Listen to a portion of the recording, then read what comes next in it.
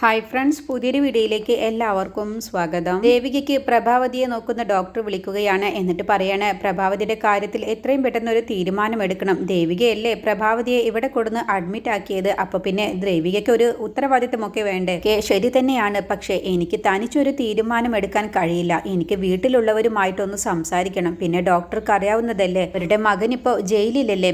അതൊന്നും എന്നെ ബാധിക്കുന്ന കാര്യമല്ല. ഇതൊരു പ്രൈവറ്റ് ഹോസ്പിറ്റലാണ്. അതുകൊണ്ട് ദേവിക ഒരു കാര്യം ചെയ്യും, ഒന്നല്ലെങ്കിൽ പണം അടയ്ക്കുക, അല്ല എന്നുണ്ടെങ്കിൽ അവരെ ഇവിടെ നിന്നും എത്രയും പെട്ടെന്ന് ഡിസ്ചാർജ് ചെയ്ത് കൊണ്ടുപോവുക. അല്ല എന്നുണ്ടെങ്കിൽ എന്താണ് ചെയ്യേണ്ടത് എന്ന് ഞങ്ങൾക്കറിയാം, അത് ഞങ്ങളെ കൊണ്ട് ചെയ്യിപ്പിക്കരുത് എന്ന് പറഞ്ഞ് ഡോക്ടർ ദേഷ്യപ്പെട്ടിട്ടാണ് ഫോൺ വെക്കുന്നത്.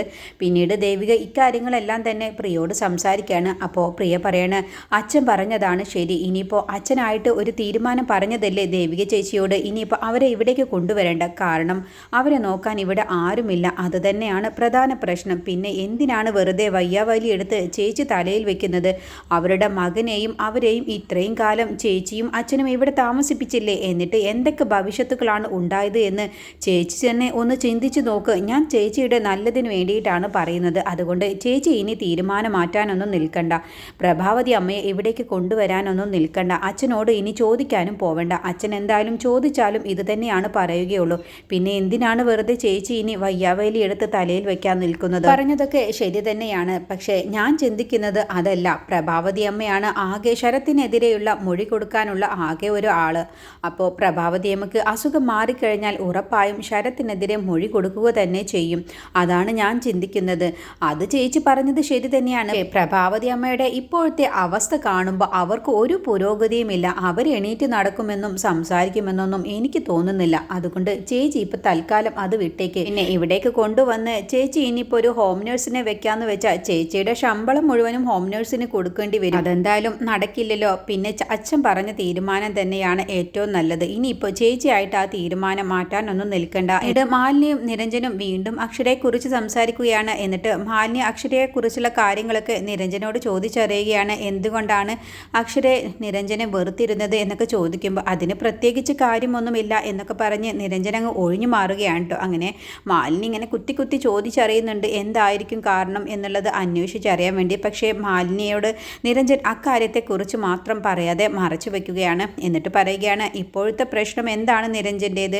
അക്ഷര വിഷമിക്കുന്നു എന്നുള്ളതല്ലേ? അപ്പോൾ അക്ഷരയുടെ വിഷമം മാറ്റാൻ വേണ്ടി ഏറ്റവും നല്ല പരിഹാരം എന്ന് പറയുന്നത് നിരഞ്ജൻ്റെ അസുഖത്തെക്കുറിച്ച് അക്ഷരയോട് പറയുന്നതല്ലേ? അപ്പോൾ നിരഞ്ജൻ പറയണം, അതറിഞ്ഞാലാണ് കൂടുതൽ പ്രശ്നമാകുന്നത്. അപ്പോൾ വീണ്ടും അക്ഷര വിഷമിക്കില്ലേ? അപ്പോൾ ഇപ്പോഴും അക്ഷര വിഷമിക്കുകയല്ലേ ചെയ്യുന്നത്? അപ്പോൾ ഇതിനൊക്കെ പ്രശ്നം അക്ഷരയല്ല. എൻ്റെ അഭിപ്രായത്തിൽ നിരഞ്ജനാണ് പ്രശ്നം. നിരഞ്ജനാണ് ഇങ്ങനെ അങ്ങോട്ടും ഇങ്ങോട്ടും ചാഞ്ചാടിക്കൊണ്ട് സംസാരിക്കുന്നത്. നിരഞ്ജൻ മരിച്ചാലും നിരഞ്ജൻ അസുഖമായാലും നിരഞ്ജൻ ഇങ്ങനെയൊക്കെ പെരുമാറുന്നതും എല്ലാം കൊണ്ടും അക്ഷര തന്നെയല്ലേ വിഷമിക്കുന്നത്? പിന്നെ എന്താ എല്ലാം തുറന്നു പറഞ്ഞാൽ? ഞാൻ ചിന്തിക്കുന്നത് അങ്ങനെയല്ല മാലിനി, എന്നെ അക്ഷര വെറുക്കണം. അതാണ് ഞാൻ കണ്ടെത്തുന്ന മാർഗം. എന്നിട്ട് അക്ഷര എന്നെ അങ്ങ് ഒഴിവാക്കണം. അവളുടെ സ്ഥാനത്ത് മറ്റേതെങ്കിലും സ്ത്രീ ആയിരുന്നെങ്കിൽ എപ്പോഴും ഡിവോഴ്സ് ആയേനെ. പക്ഷെ ഇതും അക്ഷര ചെയ്യുന്നില്ലല്ലോ. അപ്പോൾ മാലിനി പറയണം, അതൊക്കെ ചെയ്തോളും, കുറച്ച് കഴിയുമ്പോഴത്തേനും അക്ഷര നിരഞ്ജനെ ഒഴിവാക്കിക്കോളും. അല്ല, അക്ഷരയെക്കുറിച്ച് എന്തെങ്കിലും കാര്യത്തെക്കുറിച്ച് നിരഞ്ജൻ എന്നിൽ നിന്നും മറച്ചു വെക്കുന്നുണ്ടോ? നിങ്ങൾ തമ്മിലുള്ള പ്രശ്നത്തെക്കുറിച്ച് എന്താണ് കാരണം എന്നുള്ളത് നിരഞ്ജൻ എന്നോട് ഇതുവരെയും തുറന്നു പറഞ്ഞില്ല. ആദ്യമൊക്കെ നിരഞ്ജനെ വെറുപ്പായിരുന്നു അക്ഷരയ്ക്ക് എന്ന് പറഞ്ഞല്ലോ. അതിനൊരു കാരണമുണ്ടാകുമല്ലോ. ആ കാരണം നിരഞ്ജന് ഉറപ്പായും അറിയാം.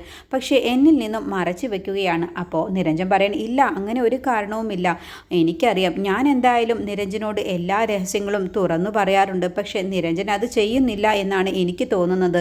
നിരഞ്ജൻ തന്നെ ഒന്ന് ചിന്തിച്ചു നോക്ക് എന്ന് പറഞ്ഞ് മാലിനി പിന്നെ നേരെ ദേവികയെ കാണാൻ പോവുകയാണ് കേട്ടോ. അക്ഷരയെക്കുറിച്ചുള്ള കാര്യങ്ങൾ ദേവികയിൽ നിന്നും അറിയാൻ കഴിയുമോ എന്ന് ചിന്തിച്ചുകൊണ്ട് മാലിനി ദേവികയുടെ അടുത്തേക്ക് ചെല്ലുകയാണ്. അപ്പോൾ അവിടെ ഉമ്മറത്ത് തന്നെ മുത്തശ്ശി ഇരിക്കുന്നുണ്ട് കേട്ടോ. മുത്തശ്ശിക്ക് മാലിനിയെ കണ്ടപ്പോൾ തന്നെ നല്ല ദേഷ്യം വരുന്നുണ്ട്. പക്ഷേ മാലിനി അന്ന് ഭീഷണിപ്പെടുത്തിയത് കൊണ്ട് തന്നെ മാലിനിയോട് നല്ല നയത്തിൽ സംസാരിക്കുകയാണ്. എന്താ മോളെ, നീ ഇവിടെ കുറേ ആയല്ലോ വന്നിട്ട്, എന്തെങ്കിലും ആവശ്യമുണ്ടെങ്കിൽ വന്നാൽ പോരെ മുത്തശ്ശി? അല്ല, ദേവിക ഇവിടെ അകത്തുണ്ട്. പക്ഷേ മാലിനി മോളെ, എന്നോട് എനിക്കൊരു കാര്യം പറയാനുള്ളത്. ദേവികയെ ഒന്ന് പറഞ്ഞ് ഉപദേശിച്ചു കൊടുക്കണം. എപ്പോഴും സിദ്ധുവിൻ്റെ വീട്ടിലാണ്, എന്തിനാണ് അവിടേക്ക് ഇങ്ങനെ പോകുന്നത്? സിദ്ധു ഒരു ഭാര്യയെ കല്യാണം കഴിച്ച് അവിടെ കഴിയുകയല്ലേ, പിന്നെ എന്തിനാണ് ദേവിക അവിടേക്ക് ചെല്ലാനൊക്കെ നിൽക്കുന്നത്? അതെന്തിനാ മുത്തശ്ശി നോക്കുന്നത്? ഓരോരുത്തരുടെ ഇഷ്ടത്തിനനുസരിച്ചല്ലേ ഓരോരുത്തർക്കും ജീവിക്കാനുള്ള അവകാശമുള്ളത്. മുത്തശ്ശിക്ക് ഇഷ്ടമില്ല എന്ന് കരുതിയിട്ട് ദേവികയുടെ എല്ലാ ഇഷ്ടങ്ങളും മാറ്റിവെക്കണമെന്നാണോ മുത്തശ്ശി പറഞ്ഞു വരുന്നത്? മോളെ, മോളെ, ഓരോരുത്തരിങ്ങനെ ഓരോന്ന് കാണിച്ചു കൂട്ടുന്നത് കാണുമ്പോൾ എൻ്റെ പഴയ മനസ്സല്ലേ, അപ്പോൾ എനിക്കിങ്ങനെ ഓരോന്ന് തോന്നുന്നതാണ്. എന്തിനാണാവോ മോളിപ്പോൾ ഇവിടേക്ക് വന്നത്? അത് ഞാൻ ദേവികയോട് പറഞ്ഞോളാം. എന്താ രഹസ്യമാണോ? ഈ വീട്ടിലെ ആർക്കും ഒരു രഹസ്യവും ഉണ്ടായിരുന്നില്ല. ദേവികയെ ഇവിടേക്ക് കല്യാണം കഴിച്ചു കൊണ്ടുവരുന്നവരെയും ഒരു രഹസ്യവും ഉണ്ടായിരുന്നില്ല. അവൾ ഇവിടേക്ക് എന്ന് കാലെടുത്ത് കുത്തിയോ അന്ന് മുതൽ ഈ വീട്ടിൽ രഹസ്യങ്ങളും തുടങ്ങി, ഈ വീട്ടിൻ്റെ നാശവും തുടങ്ങി. ഇപ്പോൾ എല്ലാവരും പോയി ഇപ്പോൾ ഞാനും മനോഹരനും മാത്രമായി മാറി. ഇനിയിപ്പോൾ എന്നാണാവോ എൻ്റെ അവസാനം എന്ന് പറഞ്ഞപ്പോൾ മാലിനി പറയണ, മുത്തശ്ശി മനസ്സ് നന്നായാൽ മതി. പിന്നെ മുത്തശ്ശി ഇപ്പോൾ പറഞ്ഞല്ലോ ദേവികയെക്കുറിച്ച്, ദേവികയുടെ സ്വഭാവത്തെക്കുറിച്ച്. മുത്തശ്ശി എന്നോട് പറയാനൊന്നും നിൽക്കണ്ട. ഞങ്ങളുടെ കുടുംബത്തിൽ ഏറ്റവും നല്ല സ്വഭാവമുള്ളത് അത് ദേവികയ്ക്ക് തന്നെയാണ്. അത് ഇപ്പോഴും അങ്ങനെയാണ്, എന്നും അങ്ങനെ തന്നെയായിരുന്നു. അപ്പോഴത്തേക്കും ഇത് കേട്ടിട്ട് ദേവിക അവിടേക്ക് വരികയാണ്. അപ്പോൾ എന്താ മുത്തശ്ശി എന്ന് ചോദിക്കും. ഞങ്ങളെ രാമായണത്തിലെ ഒരു കഥ പറയുകയായിരുന്നു. സീതയെയും രാമയെയും കുറിച്ചുള്ള കാര്യം പറഞ്ഞു കൊടുക്കുമായിരുന്നു അവസാനം. എന്നിട്ടിപ്പോൾ എന്നോട് ഈ മാലിനി ചോദിക്കുകയാണ് സീത രാമൻ്റെ ആരാണെന്നുള്ളത്. എന്നിട്ട് മുത്തശ്ശി എന്താണാവോ പറഞ്ഞത്? ഞാൻ പറഞ്ഞു അമ്മാവനാണെന്നുള്ളത്. അപ്പോൾ മുത്തശ്ശിയുടെ ആ സംസാരം കേട്ടപ്പോൾ ദേവിക തന്നെ ഇതിപ്പോൾ എന്താ വാലും മൂടുമില്ലാതെ സംസാരിക്കുന്നു എന്നുള്ള ഭാവത്തിൽ നിൽക്കുക കേട്ടോ. അപ്പോൾ മാലിനി പറയണേ, ഇപ്പോൾ കൊണ്ടുപോയാലേ നടത്തി കൊണ്ടുപോകും, അല്ല എന്നുണ്ടെങ്കിൽ എന്നങ്ങ് അർത്ഥം വെച്ചുകൊണ്ട് മാലിനിയും പറയുകയാണ് കേട്ടോ. അപ്പോഴത്തേക്കും മുത്തശ്ശി അകത്തേക്ക് കയറി പോവാണ്. എന്നിട്ട് ദേവികയോട് പറയണേ, നിനക്കും വേണമെങ്കിൽ ഞാൻ കഥ പറഞ്ഞു തരാമെടി എന്ന് പറഞ്ഞുകൊണ്ടാണ് മുത്തശ്ശി അകത്തേക്ക് പോകുന്നത്. എന്നിട്ട് എന്താ ചേച്ചി വന്നത് എന്ന് ദേവിക ചോദിക്കുമ്പോൾ, ദേവിക നിനക്ക് അക്ഷരയെയും നിരഞ്ജനെയും കുറിച്ചുള്ള എത്ര കാലമായിട്ട് അറിയാം? എനിക്ക് കുറേ കാലമായിട്ട് അറിയാലോ. അല്ല, അവർ തമ്മിൽ പ്രശ്നങ്ങളുണ്ടായിരുന്നു. അക്ഷര മേഡത്തിന് നിരഞ്ജൻ സാറിന് അത്ര ഇഷ്ടമില്ലായിരുന്നു. അതെന്താ, ഇഷ്ടമില്ലാതെയാണോ കല്യാണം കഴിച്ചത്? അക്ഷര മേഡത്തിൻ്റെ കാര്യത്തിൽ നിരഞ്ജൻ ഡോക്ടർക്ക് അങ്ങോട്ട് ഇഷ്ടമുണ്ടായിരുന്നു, പക്ഷേ അക്ഷര മേഡത്തിന് നിരഞ്ജൻ ഡോക്ടറെ ഇഷ്ടമില്ലായിരുന്നു. പിന്നെ അക്ഷര മേഡം കുറച്ച് അഹങ്കാരിയായിരുന്നു, ആരെയും അങ്ങ് അനുസരിക്കാത്ത അംഗീകരിക്കാത്ത ഒരു പ്രകൃതക്കാരിയായിരുന്നു. പിന്നെ എപ്പോഴാണ് അവർ രണ്ടുപേരും ഇങ്ങനെ സ്നേഹമൊക്കെ തുടങ്ങിയത്? അത് അവരുടെ ജീവിതത്തിൽ എന്തോ ഒരു പോലീസ് കേസൊക്കെ ഉണ്ടായി എന്ന് തോന്നുന്നു. ആ സമയത്ത് നിരഞ്ജൻ ഡോക്ടറാണെന്ന് തോന്നുന്നു എല്ലാ കേസും ഏറ്റെടുത്തതും കാര്യങ്ങളൊക്കെ ചെയ്തത്. അതിൻ്റെ ശേഷമാണ് അക്ഷര മേഡത്തിന് നിരഞ്ജൻ ഡോക്ടറോട് ഇഷ്ടം തുടങ്ങിയത്. അത് ശരി. അപ്പോൾ സഹതാപത്തിൻ്റെ പേര് എന്തിനാണാവോ ചേച്ചി ഇതൊക്കെ അന്വേഷിക്കുന്നത്? ഒന്നുമില്ല, വെറുതെ അറിഞ്ഞിരിക്കാൻ വേണ്ടിയാണ്. ദേവിക, നീ ഒരു കാര്യം മനസ്സിലാക്കിക്കോ. നമ്മൾ ഒരാളോട് മോശമായിട്ട് ദേഷ്യപ്പെട്ടിട്ടും പെരുമാറിയിട്ടുണ്ടെങ്കിൽ എന്നെങ്കിലും അയാൾ അവരോടും തിരിച്ച് അങ്ങനെ പെരുമാറുക തന്നെ ചെയ്യും. അക്ഷര നിരഞ്ജന്റെ ഫോണിലേക്ക് വിളിക്കാൻ കേട്ടോ. അപ്പോൾ നല്ല രാത്രി ആയിട്ടുണ്ടാവും. എന്നിട്ട് നിരഞ്ജൻ ഫോൺ എടുക്കുന്നില്ല. അപ്പോൾ ജയശങ്കർ വരികയാണ്. എന്തായി, നിരഞ്ജൻ ഇന്ന് വരുമോ? അറിയില്ല ഡാഡി. എങ്കിൽ ഞാനൊരു തീരുമാനമെടുക്കാൻ പോവുകയാണ്, പ്രധാനപ്പെട്ട തീരുമാനമെടുക്കാൻ പോവുകയാണ്. ഇങ്ങനെ വിട്ടാൽ ശരിയാവില്ലല്ലോ. അല്ല, ഡാഡിയുടെ തീരുമാനം എന്താണ്? അതാദ്യം കേൾക്കട്ടെ. ഡാഡി എന്താ എന്നെയും അദ്ദേഹത്തെയും വേർപിരിക്കാൻ, ഡിവോഴ്സ് ആക്കാനുള്ള തീരുമാനമെങ്കിൽ അതിനോട് ഞാൻ ഒരിക്കലും ഡാഡിയോടൊപ്പം കൂട്ടുനിൽക്കില്ല. ഞാൻ ഒരിക്കലും അദ്ദേഹത്തെ നഷ്ടപ്പെടാൻ വേണ്ടി ആഗ്രഹിക്കുന്നില്ല. അദ്ദേഹത്തെ നേടാനാണ് ഞാൻ ആഗ്രഹിക്കുന്നത്. അപ്പം മോളെ, നീ ഒന്ന് ചിന്തിച്ചു നോക്ക്. അവൻ്റെ എല്ലാ തോന്നിയാസവും നമ്മൾ കണ്ടില്ല എന്ന് വെക്കണമെന്നാണോ? ഡാഡി പറഞ്ഞതുപോലെ നിർബന്ധിച്ച് ഒരാളെ പിടിച്ചു നിർത്താനൊന്നും കഴിയില്ല. അദ്ദേഹം തന്നെ അദ്ദേഹത്തിൻ്റെ തെറ്റ് മനസ്സിലാക്കി മടങ്ങി വരണമെന്നാണ് ഞാൻ ആഗ്രഹിക്കുന്നത്. പക്ഷേ ഒരു കാര്യമുണ്ട്, ഡാഡി എന്ത് ചെയ്താലും എനിക്കൊരു കുഴപ്പവുമില്ല. പക്ഷേ ഡാഡിയോടൊപ്പം ഞാൻ കൂട്ടുനിൽക്കില്ല. എനിക്ക് അദ്ദേഹമില്ലാതെ ഒരു നിമിഷം പോലും ജീവിക്കാൻ കഴിയില്ല. അദ്ദേഹത്തെ നഷ്ടപ്പെടുന്ന കാര്യത്തെക്കുറിച്ച് എനിക്ക് ഓർക്കാൻ പോലും കഴിയില്ല. പിന്നെ എൻ്റെ വിധി എന്താണോ അതുപോലെ നടക്കട്ടെ ഡാഡി. എനിക്കിപ്പോൾ വിധിയിലും വിശ്വാസമുണ്ട് എന്ന് പറഞ്ഞ് കരഞ്ഞുകൊണ്ടാണ് കേട്ടോ അക്ഷര നല്ല വിഷമത്തോടു കൂടി പോകുന്നത്. പിന്നീട് മാലിനിയുടെ വീട്ടിൽ നിന്നും നിരഞ്ജൻ പോവാൻ ഒരുങ്ങുമ്പോൾ മാലിനി തടയുകയാണ്. എന്തിനാണിപ്പോൾ ഈ നേരത്തെ ഇനിയിപ്പോൾ പോകുന്നത്?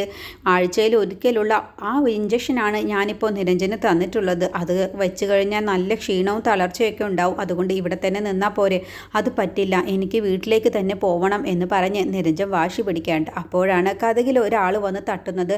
ആരാണിപ്പോൾ ഈ നേരത്ത് വന്ന് തട്ടുന്നത്? ഞാൻ പോയി തുറക്കാം എന്ന് നിരഞ്ജൻ പറയുമ്പോൾ, വേണ്ട, ഞാൻ തന്നെ പൊയ്ക്കോളാം എന്ന് പറഞ്ഞ് മാലിനി കതക് തുറന്ന് നോക്കുമ്പോൾ 3-4 പേരെയാണ് കേട്ടോ കാണുന്നത്. അവരെല്ലാവരും കൂടി മാലിനിയെ ചോദ്യം ചെയ്യാണ്. ഇവിടെ നീ ആരെയാണ് താമസിപ്പിച്ചിരിക്കുന്നത്? ഇവിടെ ഇടയ്ക്കിടയ്ക്ക് ആരോ വന്ന് പോകുന്നുണ്ടല്ലോ, ആരാണെങ്കിലും അവനെ ഇങ്ങ് ഇറക്കി വിട് എന്ന് പറഞ്ഞ് അവർ നാട്ടുകാരൊക്കെ ബഹളം വയ്ക്കുകയാണ്. അപ്പോൾ മാലിനി പറയണേ, നിങ്ങൾക്കെന്താ, എൻ്റെ വീട്ടിലേക്ക് ആര് വന്നാലും നിങ്ങളെ ബാധിക്കുന്ന കാര്യമല്ലല്ലോ. അത് പറ്റില്ലല്ലോ, നിങ്ങളിവിടെ തൊട്ടടുത്ത് താമസിക്കുന്ന അയൽവക്കക്കാരാണ്. അതുകൊണ്ട് ഞങ്ങൾക്കിത് കണ്ടില്ല എന്ന് വെക്കാനൊന്നും പറ്റില്ലല്ലോ. അപ്പോൾ മാലിനി പറയണേ, നിങ്ങൾ ഇവിടെ വന്ന് ബഹളം വയ്ക്കുന്നതിന് ഞാനിപ്പോൾ പോലീസുകാരെ വിളിക്കും. അതിനെന്താ, പോലീസുകാരെ വിളിച്ചോ, ഒപ്പം മീഡിയക്കാരെയും വിളിച്ചോ, എന്നിട്ട് നിങ്ങളുടെ തോന്നിവാസത്തെക്കുറിച്ചൊക്കെ 4 ആൾ കൂടി അറിയട്ടെ എന്ന് പറഞ്ഞപ്പോൾ മാലിനിക്ക് പിന്നെ ഉത്തരം മുട്ടി പോവുകയാണ് കേട്ടോ. അപ്പോൾ ഈ ഒരു ബഹളം കേട്ട് നിരഞ്ജൻ പുറത്തേക്ക് വരികയാണ്. എന്താണ് പ്രശ്നം എന്ന് ചോദിച്ചിട്ട് അങ്ങനെ നിരഞ്ജനും കൂടി അവരോട് സംസാരിക്കാൻ ഒരുങ്ങുകയാണ് കേട്ടോ. അപ്പോൾ ഇങ്ങനെ അവർ ആളുകളെ ഇറക്കിയിട്ടുണ്ടാവുക സ്വാമിയായിരിക്കും. അങ്ങനെ സ്വാമിയാണെങ്കിൽ അവിടെ മതിലിനരിയിൽ ഒളിഞ്ഞു നിന്ന് ഇതൊക്കെ കാണുന്നുണ്ട്. എന്നിട്ട് എങ്ങനെയെങ്കിലും മാലിന്യ നാണം കെടുജനുമായിട്ടുള്ള കൂട്ടുകെട്ട് അവസാനിപ്പിക്കാനാണ് കേട്ടോ സ്വാമി ശ്രമിക്കുന്നത്. ജയശങ്കറിനോട് പറഞ്ഞതുപോലെ ചെയ്യാനാണ് സ്വാമി ഒരുങ്ങുന്നത്. അങ്ങനെ സ്വാമി അവിടെ ഒളിഞ്ഞു നിന്ന് ഇതെല്ലാം കാണുന്നുണ്ട്.